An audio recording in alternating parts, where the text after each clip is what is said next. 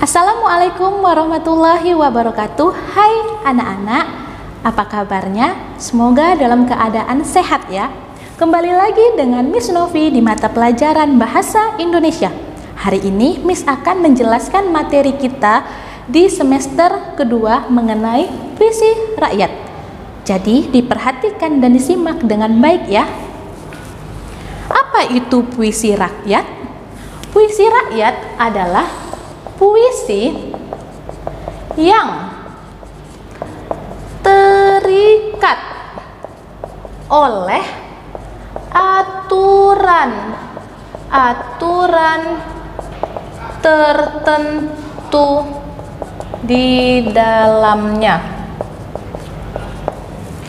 Dan puisi rakyat adalah puisi yang terikat oleh aturan-aturan tertentu di dalamnya. Adapun ciri atau aturan yang terikat dalam puisi rakyat itu meliputi adanya penggunaan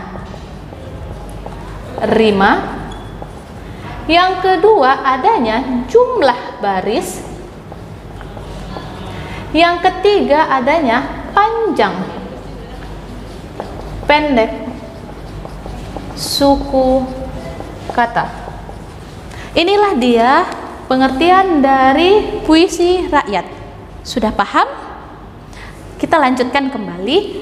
Puisi rakyat atau juga disebut dengan puisi lama merupakan warisan leluhur yang kaya akan nilai-nilai luhur yang digunakan dalam masyarakat sehari-hari atau pada momen tertentu. Misalnya acara adat. Mengapa puisi rakyat disebut dengan puisi lama? Karena puisi itu berkembang pada saat masyarakat belum mengenal tulisan. Dengan demikian, puisi itu lebih dikenal dengan tradisi lisan ya, dari yang disampaikan masyarakat ke masyarakat lainnya.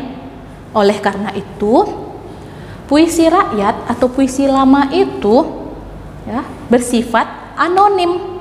Apa itu anonim? Anonim itu adalah tidak diketahui penulisnya. Itulah dia mengenai puisi rakyat atau juga disebut dengan puisi lama.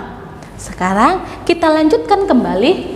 Puisi rakyat terbagi menjadi 3, yaitu ada pantun, ada syair, dan ada gurindam.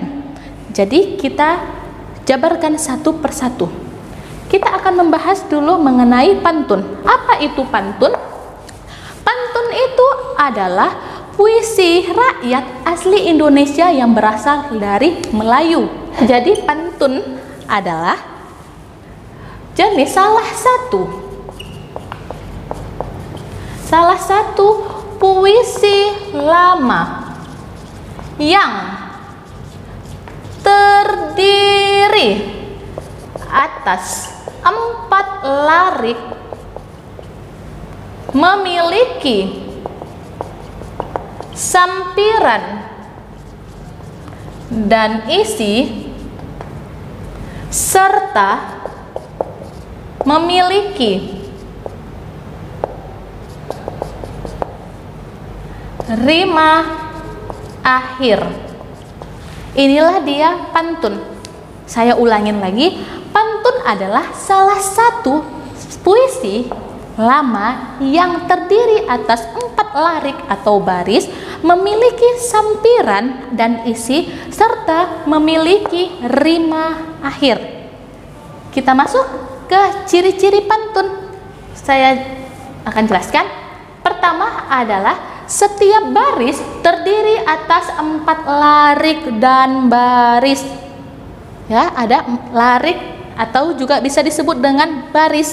Yang kedua, tiap baris terdiri dari 8 sampai 12 suku kata. Yang ketiga, larik pertama dan kedua adalah sampiran. Larik ketiga dan keempat adalah isi. Berima ABAB. Miss akan buatkan contoh. Ini adalah contoh dari pantun. Makan alpukat di bulan Juni enak dicampur buah serikaya. Apakah kamu tahu teka-teki ini burung apa yang paling kaya? Jadi Miss akan jelaskan mengenai ini contoh ini. contoh pantun berdasarkan ciri-ciri pantunnya. Di sini ada ciri-ciri pantun. Setiap baris terdiri atas 4 larik atau baris. Maksudnya ini adalah terdiri dari 4 baris. 1, 2, 3, 4. Itu dia maksudnya ya. Baru yang kedua, tiap baris terdiri dari 8 sampai 12 suku kata. Jadi, bagaimana cara kita menghitung suku katanya? Yang pertama, kita lihat pada baris pertama. Makan alpukat di bulan Juni. Hitungan 1. 1 kan. 1, 2, 3, 4, 5, 6, 7, 8, 9, 10. Ada 10 suku kata. Begitu juga nih. Enak dicampur buah srikaya. 1, 2, 3, 4, 5, 6, 7, 8, 9, 10. Baru, apakah kau tahu teka-teki ini?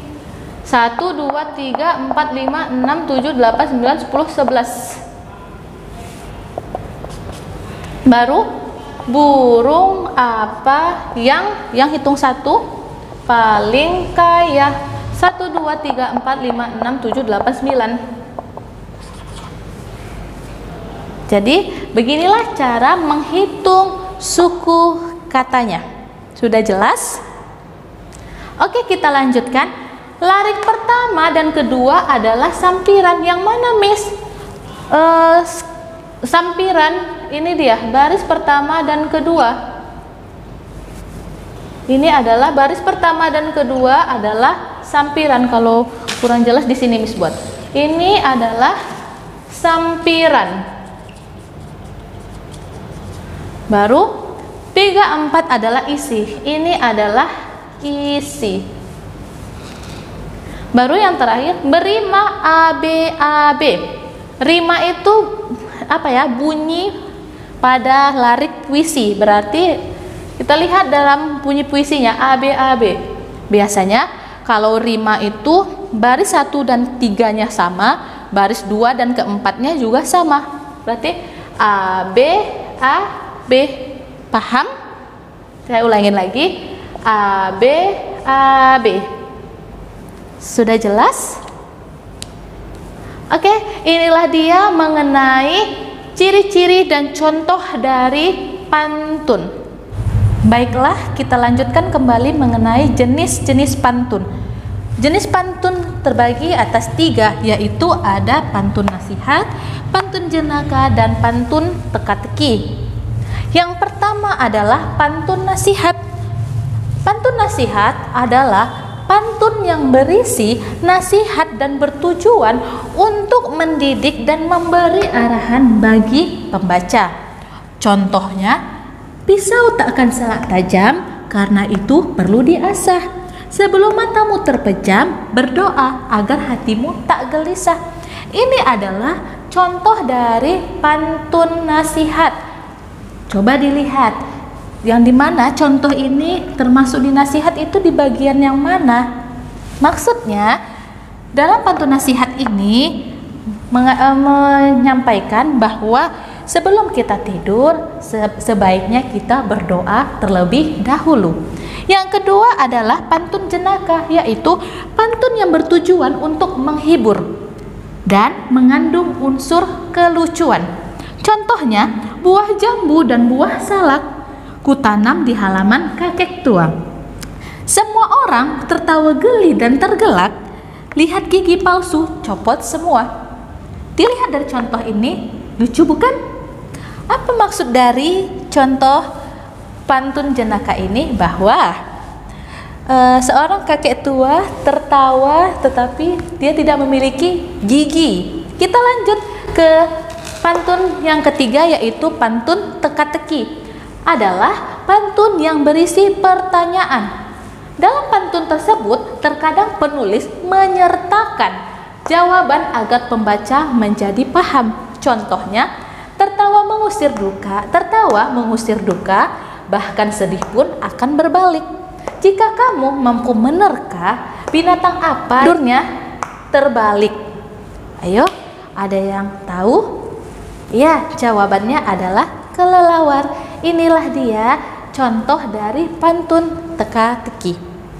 Baiklah anak-anak, ini dia materi mengenai puisi rakyat dan pantun. Untuk materi selanjutnya akan Miss sampaikan di pertemuan berikutnya.